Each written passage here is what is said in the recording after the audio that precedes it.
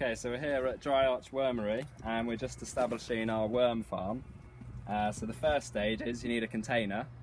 So here we've got a bathtub because we had some old bathtubs lying around the site. You could also use old recycling bins, anything, small containers. So for a kilo of worms, this bathtub size is about right. And the first stage is we get some garden compost and just spread it along the base, so that this just provides their foundation. So in time they'll create lots of their own compost and we won't need to add any. But this is just to give them a good habitat to live in at first. So here we've got tiger worms. We've got a kilo of these, so we've had to get them from another farm because nowhere around here is breeding them. But now we have some available in Bath, and if anyone would like any, we are breeding them. So the next stage is we put the worms into their new home in the soil, and then we're going to basically layer up the container like a lasagna. So we're going to put veg scraps, which is their feed, and then cardboard and paper, which is their dry feed, and that allows them to have the right balance of nutrients to digest. And the worms will basically act as these amazing efficient machines that will digest all of this food waste and our paper scraps into amazing compost that we can use for seed sowing, fertility, and we'll also have a load of worms we can put in the polytunnels or on the farm around all of the site. So we're going to put a few of them in.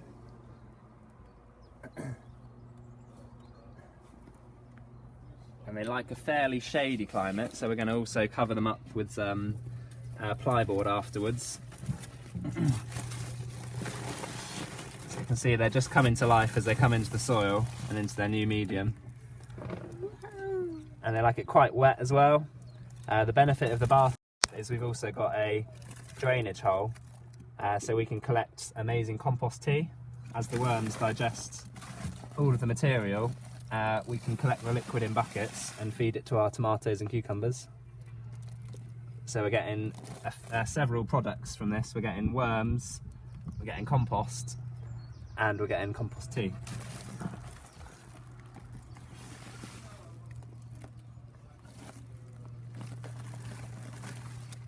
They look really happy in there, moving around. Just mix up the moisture a bit.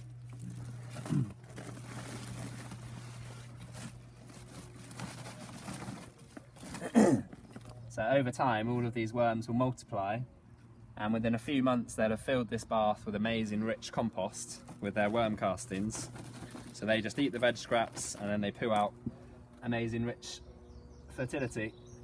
And then once we've got a full bathtub, then we'll start using some of the compost on site, and we'll also transfer some into another bathtub or into another container, and that will start our next worm farm. And we can also bring it back to our gardens and places like that and spread the worms around Bath. So the next stage, after we've added in our foundation, which is a bit of compost from the garden to get them started and sort of cover them a little bit, then we layer up the lasagna, starting with veg scraps. Oh yeah. So a quick note about the veg scraps. First of all, we don't want onion family or citrus. So that's the only things we don't want. Everything other than that, they'll eat, all of the veg scraps. So at home you can have a separate bin for your onions and citrus fruits. It's not awful if they get it, it's just less ideal. They seem not to like it.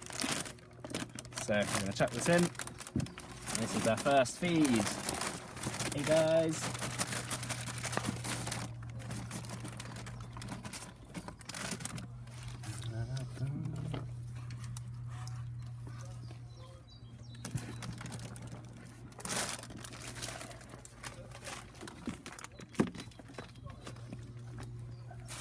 And you want roughly equal amounts of dry matter and organic compost scraps.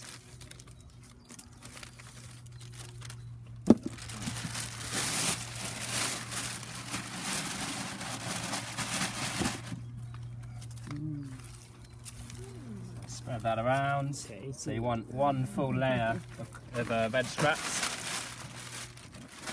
Or you can also use a bit of garden waste, weeds, grass clippings, rotten veg from the farm, things like that.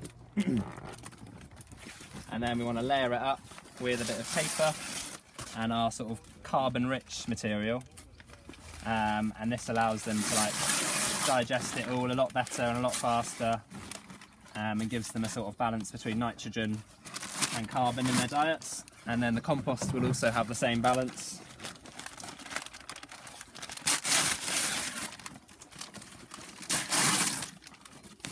I'm just going to tear it all up, chuck it in there, it will all condense down over time.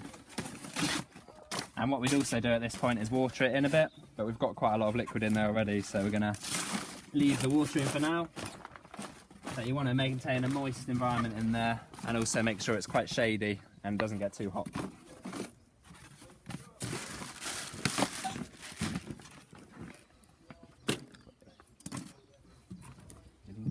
More than that?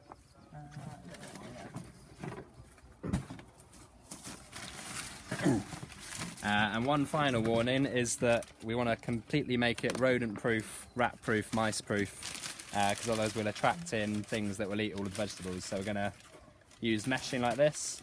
We're going to cover the top with the wooden boards, and we're going to cover up the gaps like that with some of this. And it also provides a bit of a shade for the worms. So now they're ready to go.